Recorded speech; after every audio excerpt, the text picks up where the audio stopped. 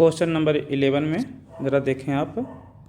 यहाँ पर आपको सेट जो दिया गया है ए किसका सेट है? पॉइंट्स का सेट है। ठीक है, ये पॉइंट कहाँ है? आपके प्लेन में। ठीक है, कि आपके सेट में पॉइंट्स हैं, ओके, ऑब्जेक्ट के रूप में, एलिमेंट के रूप में। और आपको जो रिलेशन आर है वो दिया गया है, आर इजकल टू, तो ये पी क्या है? ये पॉइंट है। क्यू क्या है? पॉइंट है। क्योंकि ये पी और क्यू किसके मेंबर होंगे? सेट के मेंबर होंगे। हम जानते हैं ऑर्डर्ड पेयर का जो एलिमेंट होता है वो सेट का मेंबर होता है। तो पी क्या है? पॉइंट है। क्यों पॉइंट है? क्योंकि सेट ए में पॉइंट हैं। तो पी भी पॉइंट है, क्यू भी पॉइंट है।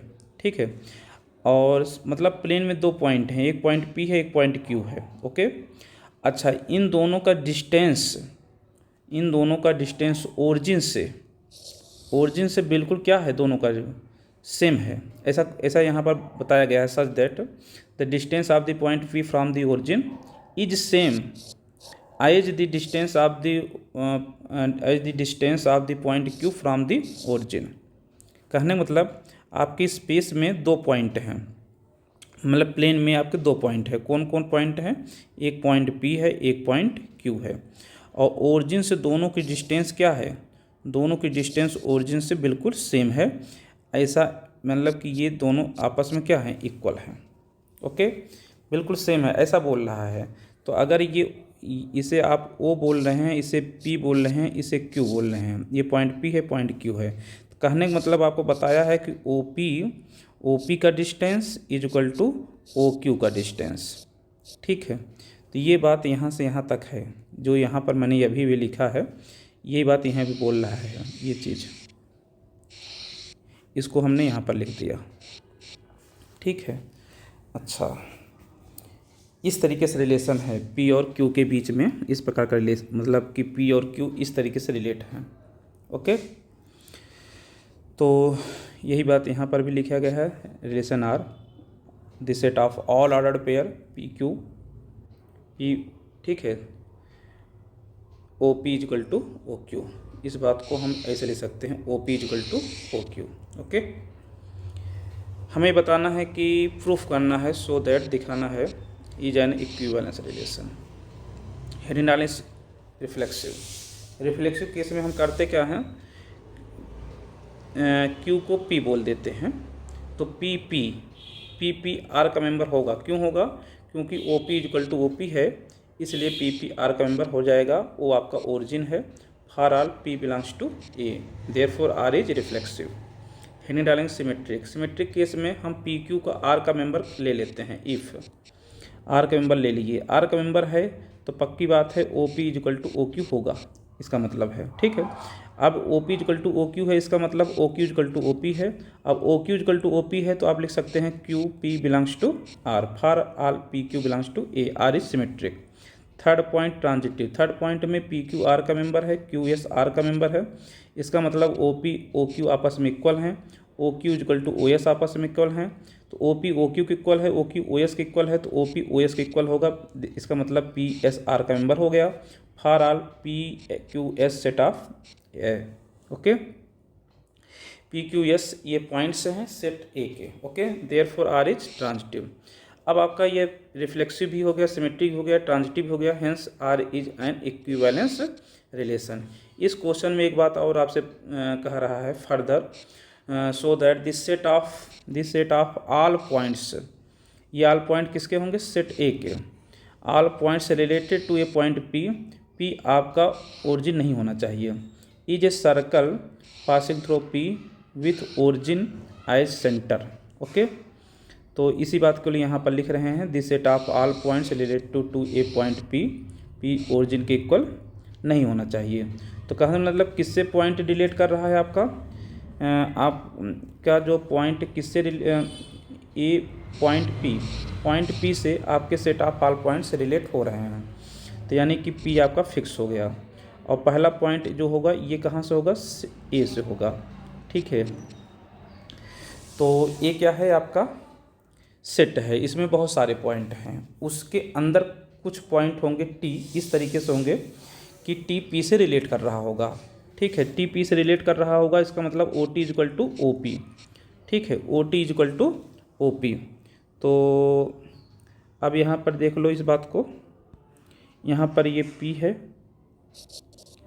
और यहाँ पर ये पी है, तो ओ पी का मतलब डिस्टेंस ओरिजिन से, ये हो गया। ठीक है, अब इस प्लेन में और कोई पॉइंट टी होगा, मान लो पॉइंट यहाँ टी है, तो ये हो जाएगा ओ टी। अगर यहाँ टी है, अगर टी यहाँ है तो ये ओ टी ऐसे हो जाएगा। तो ऐसे ये जो पॉइंट टी है ना, पॉइंट टी ए में है, एक पॉइंट तो है नहीं, क्यों, सेट ऑफ ऑल पॉइंट्स, मतलब बहुत सारे पॉइंट्स हैं, तो बहुत सारे पॉइंट जो होंगे इस तरीके से होंगे। यहाँ भी टी हो सकता है, यहाँ भी हो सकता है, यहाँ भी हो सकता है, यहाँ भी हो सकता है।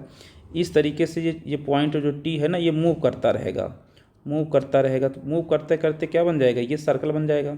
यह जो सर्कल बनेगा और ये जो पॉइंट टी होगा, ये पी से भी एक बार पास करेगा। ठीक है, मतलब T lies on a circle through P with centre O, जिसका सेंटर क्या होगा, ओ होगा। ठीक है, तो इस तरीके से यह बात क्या हो गई, ये बात प्रूफ हो गई। हमको क्या करना था, दिखाना था, सो दैट। तो आपने इस बार इस तरीके से आपने इसको दिखा दिया। अच्छा, आगे आते हैं क्वेश्चन नंबर 12 पर। क्वेश्चन नंबर 12 में देखो कहा है कि यहाँ पर सेट आपको दिया गया है ए। यहाँ सेट किसका है, ये ट्रायंगल का। ठीक है, सेट ए के अंदर सब ट्रायंगल ही हैं। ओके, और रिलेशन आर किस तरीके से है, the set of all ordered pair T1 T2। T1 T2 हैं क्या, ये ट्रायंगल हैं। T1 is similar to T2, इस तरीके से रिलेट हैं। T1 is related to T2, कैसे, T1 is similar to T2। Okay, आपको बताना है कि ये इक्विवेलेंस रिलेशन है, कौन, आपका R। ओके, अच्छा, अब ये बात आप सबसे पहले दिखा दो, फिर उसके बाद हम क्वेश्चन पढ़ेंगे बाद में। तो देखो यहाँ तो ये क्वेश्चन ही हम नोट किए हैं, the relation are defined in the set of A of all triangles A as capital R, मतलब relation the set of all ordered pair T1 T2 such that T1 is similar to T2। Okay, similar. Reflexive as every triangle is similar to itself, मतलब TRT, TRT। Okay, मतलब T order pair TT belongs to R, for all T belongs to A। Okay, therefore R is reflexive. अब heading डालें symmetric. Symmetric के लिए दो member आप set ए से उठा लीजिए, T1 T2 इस तरीके से उठाइए जो कि R के अंदर प्रेजेंट हो। T1 T2 ये R के मेंबर हैं, ऑर्डर पेयर T1 T2 ये R के मेंबर हैं। इसका मतलब T1 is similar to T2। अगर T1 सिमिलर T2 है तो T2 सिमिलर T1 होगा, पक्की बात है। और इस बात को हम लिख लेंगे T2 T1 belongs to R, therefore R is symmetric. ये बात हो गया। T1 T2 है तो T2 T1 भी है, R इज सिमेट्रिक हो गया। अब आ जाओ ट्रांजिटिव में। ट्रांजिटिव के लिए आप क्या करते हैं, तीन एलिमेंट उठा लेते हैं सेट से और उसको दो पेयर बनाते हैं। वो पेयर इस तरीके से बनाते हैं कि जो दोनों पेयर आर के अंदर प्रेजेंट हो, दोनों पेयर आर के अंदर प्रेजेंट हो। तो ठीक है, T1 T2 आर के अंदर प्रेजेंट है तो इसका मतलब T1 is similar to T2, और T2 T3 आर के प्रेजेंट है तो इसका मतलब T2 सिमिलर T3। इसी बात को यहाँ फिर से लिखा गया है दोबारा से। अगर T1 T2 के सिमिलर है, T2 T3 के सिमिलर है, तो इसका मतलब T1 जो है वो सिमिलर होगा T3 के, यहाँ T1। ठीक है, यहाँ T1। तो इसी बात को यहाँ फिर से लिखा गया है, T1 related to T3, T1 T3 belongs to R, therefore R is transitive, hence R is an equivalence relation on this set A। Okay, ये बात प्रूफ हो गई। अच्छा, अब इसमें एक बात और आपसे कहा है, ये तो इक्विवेलेंस रिलेशन आपने प्रूफ कर दिया। Consider 3 right angle triangles T1 with sides 3, 4, 5। ठीक है, आप 3 राइट एंगल ट्रायंगल क्या करें, कंसीडर करें। जैसे ट्रायंगल T1 जिसकी साइड क्या है, 3, 4, 5 हैं। दूसरा ट्रायंगल T2 है जिसकी साइड क्या है, 5, 12, 13 है। तीसरी ट्रायंगल है आपके जिसकी साइड 6, 8, 10 है। Which triangles among T1 T2 T3 are related. Okay, पक्की बात है। सिमिलर ट्रायंगल की खूबी ये होती है कि रेशियो जो होते हैं, जैसे यहाँ 3 है तो यहाँ 6 है, ठीक है, यहाँ 4 है तो यहाँ 8 है, यहाँ 5 है तो यहाँ 10 है। ठीक है, रेशियो जो होते हैं बिल्कुल एक अनुपात समानुपात में होते हैं। ठीक है, तो यही बात यहाँ पर लिखा गया है। हम जानते हैं we know that two triangles are similar if and only if the ratio of corresponding sides is same. मतलब 3, 4, 5 ये किसके होगा, 6, 8, 10 के। कहने मतलब T1 T3 are similar triangles, ये बात हो गई। ओके, इसमें T1 T3 क्या हैं, एक दूसरे से रिलेट हो रहे हैं। कौन कौन, T1 और T3। आगे बढ़ते हैं क्वेश्चन नंबर 13 पर। ठीक है, क्वेश्चन नंबर 13 में आपके जो सेट है वो ए है। किसका सेट है, ऑल पॉलीगन्स का। ठीक है, रिलेशन आर कैसे डिफाइंड है, R the set of all ordered pair P1 P2 such that P1 and P2 have same number of sides. आपको ये दिखाना है कि ये इक्विवेलेंस रिलेशन है। ठीक है, तो चलो पहले इक्विवेलेंस रिलेशन दिखा देते हैं, फिर क्वेश्चन को आगे रीड करते हैं। ठीक है, तो सिंपल सी बात है कि पहले हम क्वेश्चन को लिख लेंगे, जिसे लिखते हैं कि the relation R is defined in the set A of all polygons as R. ये पूरा क्वेश्चन ही यहाँ से हम नोट किए हैं। R is equal to the set of all ordered pair P1 P2 such that P1 and P2 have same number of sides. Okay, heading डालेंगे reflexive. Reflexive case में यहाँ P1 है, यहाँ P2 है, दोनों को हम P ले लेते हैं, या दोनों को P1 कर दो, जो आपकी मर्जी हो। ठीक है, तो P and P have same number of sides, therefore P, P belongs to R for all ordered pair P belongs to set A। यहाँ सेट A है। ठीक है, that is R reflexive. Symmetry के लिए P1 P2 R के member ले लीजिएंगे आप। If P1 P2 R के मेंबर हैं, मतलब R के रिलेशन हैं या ऑर्डर्ड पेयर है, एक एलिमेंट है, एक एलिमेंट हम उठाते हैं R में सिमेट्रिक केस में, केवल एक एलिमेंट। ठीक है, ये एक एलिमेंट है। अब P1 P2 से कैसे रिलेट है, यहाँ बताया गया है P1 and P2 have same number of sides. तो इसी बात को ऐसे भी बोल सकते हो P2 and P1 have same number of sides. इसका मतलब P2 P1 किसका मेंबर बन गया, R का। Therefore R is symmetric for all P1 P2 P1 P2 set of A belongs to set of A। Okay, transitive case में दो member आप उठा लेते हैं पेयर के रूप में R के अंदर। कैसे उठाते हैं, P1 P2 से हो, P2 P3 से हो, ऐसे ही उठाते हैं। उठाने का केवल यही एक ही तरीका है और कोई दूसरा तरीका नहीं है। ठीक है, आप उठाते कैसे हैं, P1 P2 से और फिर P2 P3 से, ऐसे उठाते हैं। P1 P2 से इसका मतलब P1 and P2 have same number of sides and also P2 P3 का मतलब P2 and P3 have same number of sides. इसका मतलब P1 P3 belongs to R, therefore R is transitive, hence R is an equivalence relation on this set A। Now अब ये तो proof हो गया है। अब देखो आगे क्या कह रहा है, what is this set of elements in set A। Set A के अंदर बात चलती है। What is this set of all elements in A related to the right angle triangle T with sides 3, 4, 5।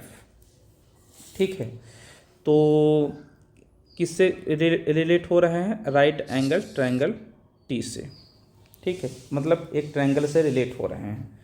ठीक है, और ट्रायंगल कैसा है, वो राइट एंगल ट्रायंगल है। ओके, मतलब कि यहाँ पर P1 P2 हैं क्या, ये साइड से हैं।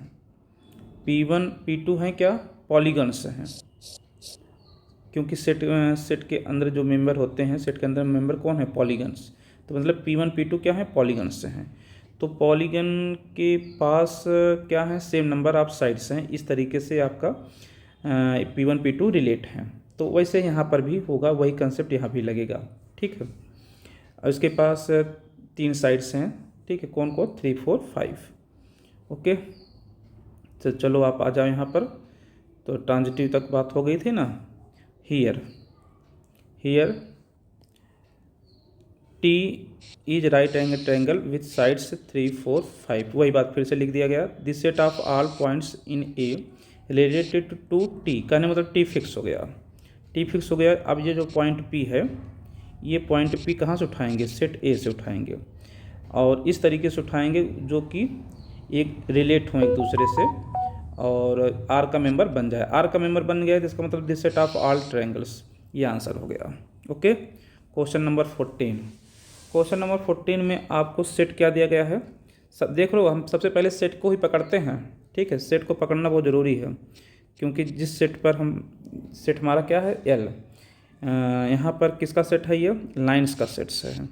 ये सब लाइन कहाँ पर है, मतलब सेट के एल के अंदर क्या है, केवल लाइन है।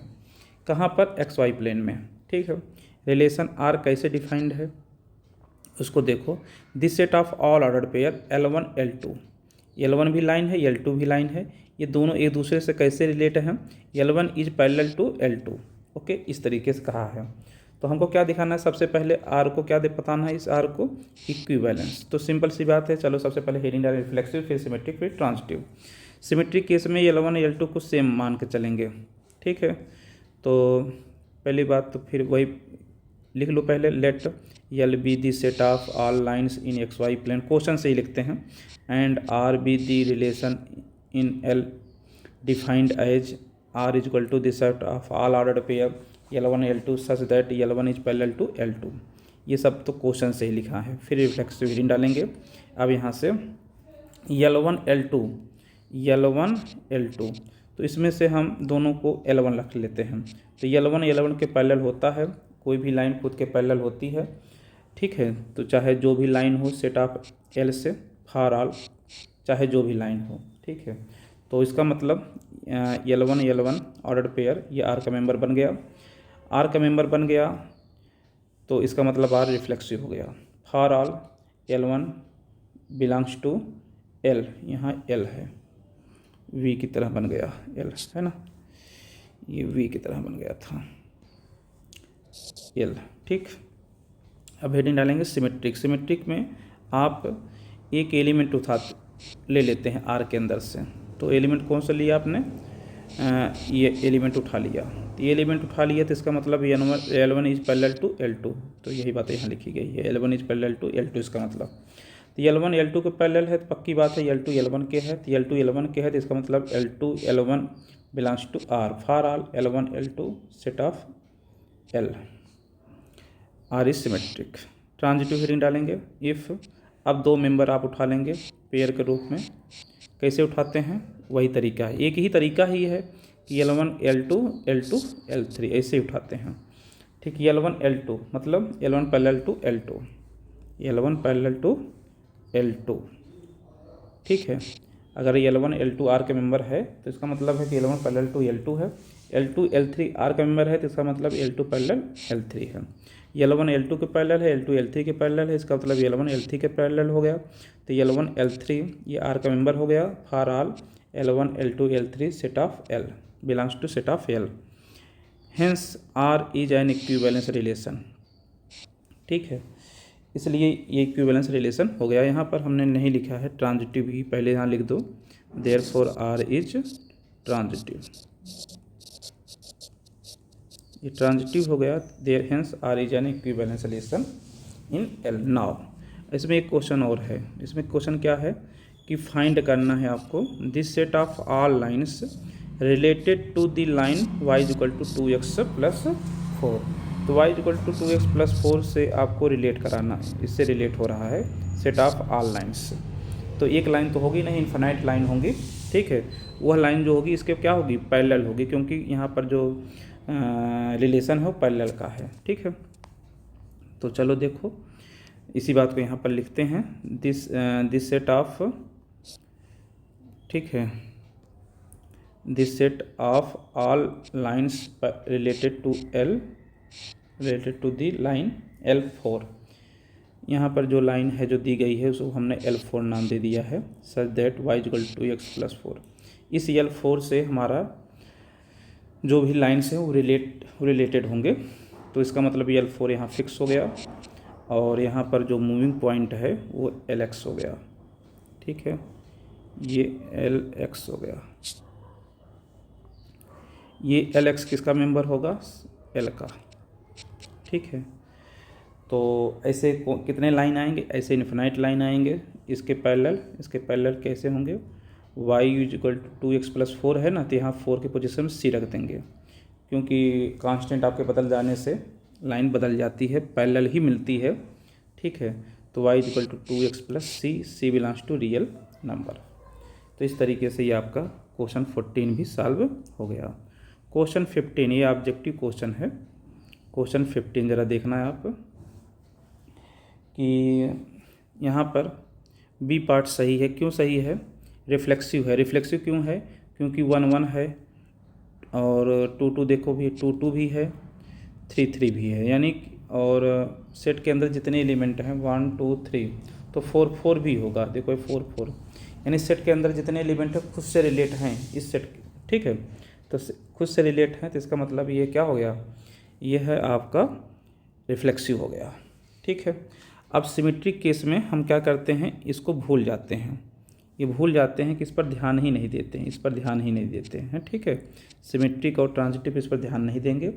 अब देखो 1 2 है ना, 2 1 है तो नहीं है, तो 2 1 नहीं है इसका मतलब 1 2 है 2 1 नहीं है, इसका मतलब क्या हो गया? ट्रांजिटिव हो गया, नॉट ट्रांजिटिव हो गया। क्योंकि 1 2 है 2 1 नहीं है इसलिए नॉट ट्रांजिटिव हो गया। ओके, अब देखो ये ट्रांजिटिव है। क्यों ट्रांजिटिव है? 1 2 है, ठीक है, 1 2 है और अच्छा 2 किससे है पता नहीं है, मतलब कि पेयर बनाने की कोशिश कर रहे हैं। देखो 1 2 है और फिर 2 किससे ही नहीं, पेयर नहीं बना। 1 3 है, हाँ यहाँ बनेगा 1 1 किससे है? 1 3 से है और 3 किससे है? 2 से है, तो 1 को 2 से होना चाहिए, हाँ यहाँ है, इसका मतलब ट्रांजिटिव है। तो रिफ्लेक्सिव तो पहले ही हो गया था, इसलिए बी ऑप्शन सही हो गया। आ जाओ अब आप ये तो हो गया, ठीक है, बी ऑप्शन सही हो गया। अब आ जाओ यहाँ पर कह रहा है कि आप ऑप्शन देख के बताओ कि ये जो this set of odd order pair such that, ये कंडीशन को कौन फॉलो कर रहा है? बी आपका 6 से अधिक है, बी आपका 6 से अधिक है। बी क्या है? सेकंड एलिमेंट है, ठीक है। ये बी आपका 6 से अधिक होना चाहिए, तो ये तो गलत हो गया क्योंकि यहाँ तो बी 6 से कम है। ये सही हो सकता है, ये भी सही हो सकता है, ये भी सही हो सकता है। अच्छा, अब यहाँ पर ये सी पार्ट्स इसलिए सही है क्योंकि यहाँ पर अगर तुम 6 रखोगे तो 6 इक्वल टू 8 माइनस 2, बी के पोजीशन पे 8 रखो और ए के पोजीशन पे 6 ये आप रखो, ठीक है। तो यहाँ पर ए के position 6 equal to 8 minus 2, 6 equal to 6 satisfies कर गया तो इसका मतलब 6 8 आर का मेंबर है। तो ये आपका पार्ट सी सही है, ठीक है।